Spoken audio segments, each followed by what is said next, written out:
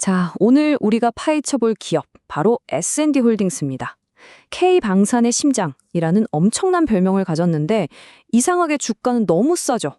과연 이게 숨겨진 보석일까요? 아니면 우리가 피해야 할 가치 함정일까요? 한번 제대로 들여다보겠습니다. 보세요. 한쪽에서는 글로벌 방산 리더, 다른 쪽에서는 에너지 시장의 강자. 그런데 주가는 왜 이럴까요? 이게 바로 오늘 우리가 풀어야 할 가장 큰 숙제입니다. 자, 그래서 오늘 우리는 먼저 S&T 홀딩스라는 기업의 두 얼굴, 즉 사업 구조부터 살펴볼 거고요. 그 다음엔 이게 그냥 말이 아니라 숫자로 어떻게 증명되는지 폭발적인 성장세를 확인해 보겠습니다. 그리고 이 성장의 핵심 동력과 함께 당연히 우리가 꼭 알아야 할 리스크는 뭔지도 짚어볼 겁니다. 그리고 마지막, 가장 중요한 거죠. 그래서 목표 주가는 얼마고 우리는 어떤 투자 전략을 세워야 하는지까지 명확하게 정리해드리겠습니다. 자, 그럼 첫 번째 순서로 S&T 홀딩스가 도대체 뭐 하는 회사인지 그 본질부터 한번 들여다보죠. S&T 홀딩스를 그냥 단순히 여러 회사를 거느린 지주사라고 생각하면 이건 큰 오산입니다.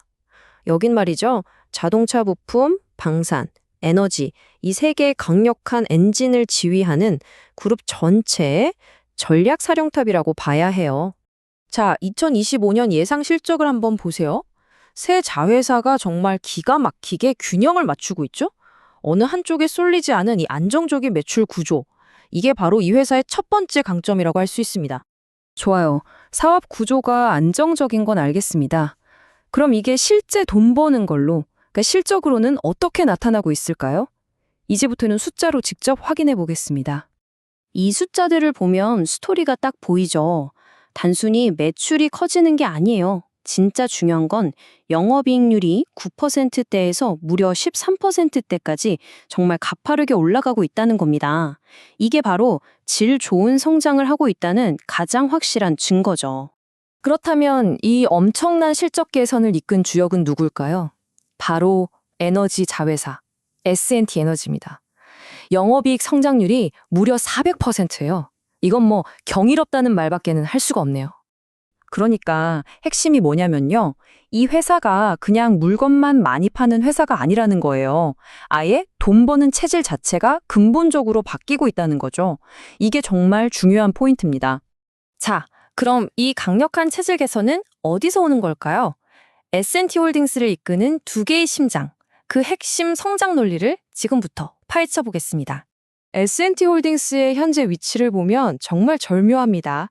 지금 전 세계에서 가장 뜨거운 두 가지 테마가 뭐죠? 바로 K방산 그리고 에너지 전환이잖아요. S&T 홀딩스는 바로 그 두 테마의 정중앙에 딱 서 있는 겁니다. 방산 부문의 잠재력은 상상을 초월합니다. 단적인 예로 폴란드 K2 전차 수출 계약 하나만 터져도 이 변속기 사업에서 기대할 수 있는 매출이 무려 7천억 원에 달할 수 있다는 계산이 나와요. 계약 하나가 말이죠. 에너지 쪽은 더합니다. 이건 뭐 거의 독점이라고 봐야죠. 친환경 공랭식 열교환기 시장에서 글로벌 점유율이 70%입니다. 이건 그냥 숫자가 아니에요. 다른 경쟁사들이 감히 넘볼 수 없는 아주 강력한 기술적 해자, 즉 성벽을 쌓아 올렸다는 뜻입니다. 하지만 여러분, 세상에 완벽한 투자는 없겠죠. 장밋빛 전망만 이야기할 수는 없습니다. 이제는 우리가 반드시 짚고 넘어가야 할 리스크들, 잠재적인 약점들을 하나씩 냉정하게 살펴보겠습니다. 리스크는 크게 두 종류로 나눠볼 수 있어요.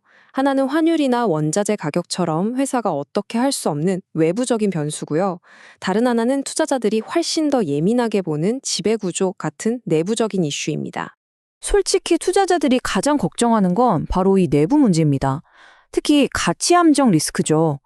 이게 뭐냐면 회사는 정말 좋은데 지주사라는 굴레나 불투명한 지배구조 때문에 그 가치를 시장에서 영원히 인정받지 못하고 주가가 계속 제자리에 머무는 상황을 말하는 겁니다.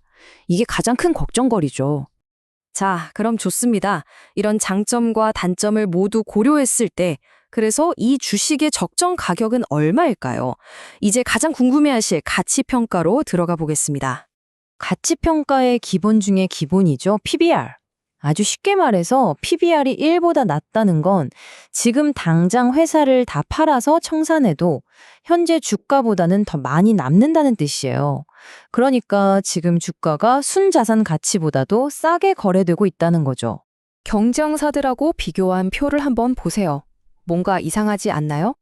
S&T 홀딩스는 돈 버는 능력, PER, ROE나 주주환원, 배당은 훨씬 뛰어난데 주가, PBR은 훨씬 싸요.